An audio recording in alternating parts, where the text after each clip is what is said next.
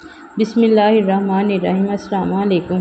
اس زمانے میں عرب کا دستور یہ تھا کہ جب ان کے ہاں کوئی بچہ پیدا ہوتا تو وہ دیہات سے آنے والی دائیوں کے حوالے کر دیتے تھے تاکہ دیہات میں بچے کی نشو و نما بہتر ہو اور وہ خالص عربی زبان سیکھ سکے۔ دائیوں کا قافلہ مکہ میں داخل ہوا۔ انہوں نے ان گھروں میں تلاش شروع کی جن میں بچے پیدا ہوئے تھے۔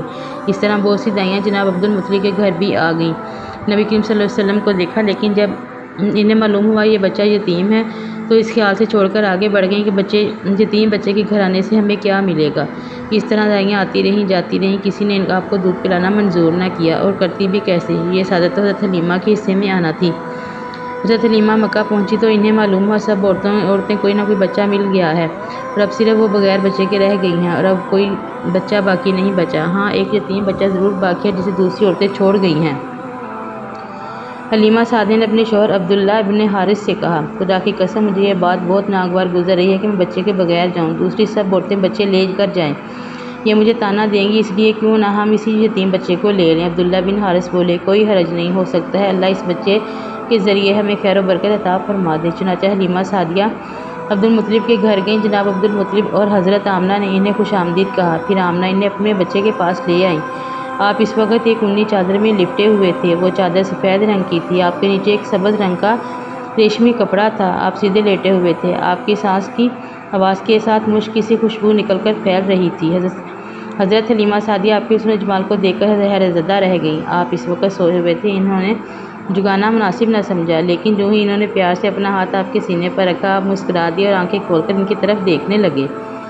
حضرت حلیمہ سعدیہ فرماتی ہیں، میں نے دیکھا آپ کی آنکھوں سے ایک نور نکلا جو آسمان تک پہنچ گیا۔ میں نے آپ کو گود میں اٹھا کر آپ کی دونوں آنکھوں کے درمیانی جگہ پر پیار کیا، پھر میں نے آپ کو لیا اور آپ کی والدہ اور عبدالمطلب سے اجازت چاہی، بچے کے لیے قافلے میں آئی۔ میں نے آپ کو دودھ پلانے کے لیے گود میں لٹایا تو آپ دائیں طرف سے دودھ پینے لگے۔ پہلے میں نے بائیں طرف سے دودھ پلانا چاہا، لیکن آپ نے اس طرف سے دودھ نہ پیا، دائیں طرف سے آپ فوراً پینے لگے۔ بعد میں بھی آپ کی یہی عادت رہی، آپ صرف دائیں طرف سے دودھ پیتے رہے، بائیں طرف سے میرا بچہ دودھ پیتا رہا۔ پھر قافلہ روانہ ہوا۔ حلیمہ سعدیہ فرماتی ہیں، میں اپنے خچر پر سوار ہوئی، آپ کو ساتھ لے لیا۔ اب جو ہمارا خچر چلا تو اس قدر تیز چلا کہ اس نے پورے قافلے کی سواریوں کو پیچھے چھوڑ دیا۔ پہلے وہ مریل ہونے کی بنا پر سب سے پیچھے رہتا تھا۔ میری ساتھی خواتین حیرانگی سے مخاطب ہوئیں، اے حلیمہ، یہ آج کیا ہو رہا ہے؟ تمہارا خچر اس قدر تیز کیسے چل رہا ہے؟ کیا یہ وہی خچر جس پر تم آئی تھی اور جس کے لیے ایک ایک قدم اٹھانا مشکل تھا؟ جواب میں نے ان سے کہا، بے شک یہ وہی خچر ہے، اللہ کی قسم اس کا معاملہ عجیب ہے۔ پھر یہ لوگ بنو سعد کی بستی پہنچ گئے۔ ان دنوں یہ علاقہ خشک اور قحط زدہ تھا۔ حلیمہ سعدیہ فرماتی ہیں، اس شام جب ہماری بکریاں چر کر واپس آئیں تو ان کے تھن دودھ سے بھرے ہوئے تھے، جبکہ اس سے پہلے ایسا نہ تھا، ان میں سے بہت کم دودھ نکلتا تھا۔ ہم نے اس دن اپنی بکریوں کا دودھ دوہا تو ہمارے سارے برتن بھر گئے، اور ہم نے جان لیا کہ یہ ساری برکت اس بچے کی وجہ سے ہے۔ آس پاس کی عورتوں میں بھی یہ بات پھیل گئی، ان کی بکریاں بدستور بہت کم دودھ دے رہی تھیں۔ غرض ہمارے گھر میں ہر طرف ہر چیز میں برکت نظر آنے لگی۔ دوسرے لوگ تعجب میں رہے۔ اس طرح 2 ماہ گزر گئے۔ 2 ماہ میں ہی آپ چلنے پھرنے لگے۔ آپ 8 ماہ کے ہوئے تو باتیں کرنے لگے اور آپ کی باتیں سمجھ میں آتی تھیں۔ 9 ماہ کی عمر میں تو آپ بالکل صاف گفتگو کرنے لگے تھے۔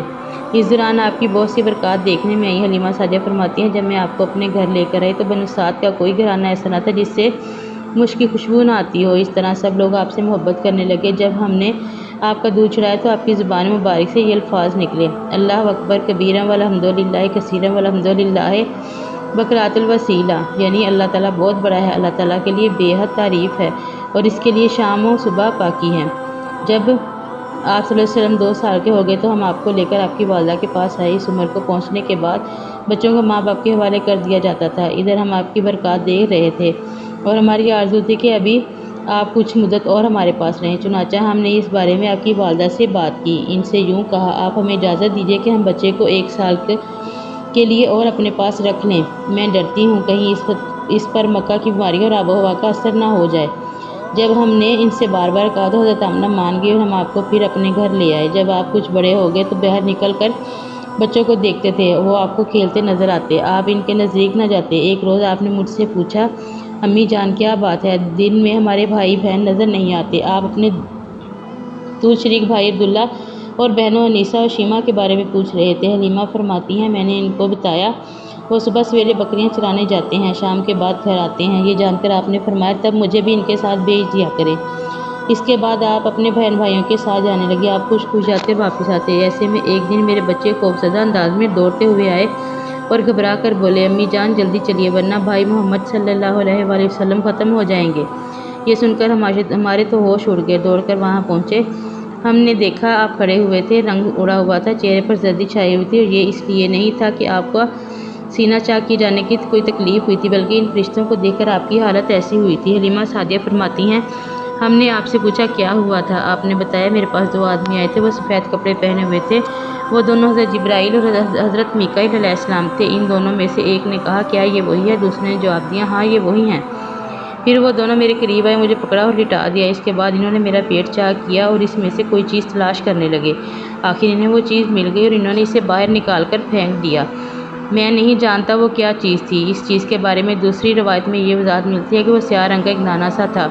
یہ انسان کے جسم میں شیطان کا گھر ہوتا ہے اور شیطان انسان کے بدن میں یہیں سے اثرات ڈالتا ہے۔ حلیمہ سعدیہ فرماتی ہیں، پھر ہم آپ کو گھر لے آئے۔ اس وقت وہ میرے شوہر عبداللہ بن حارث نے مجھ سے کہا، حلیمہ مجھے ڈر ہے کہ اس بچے کو کوئی نقصان نہ پہنچ جائے، اس لیے اسے اس کے گھر والوں کے پاس پہنچا دو۔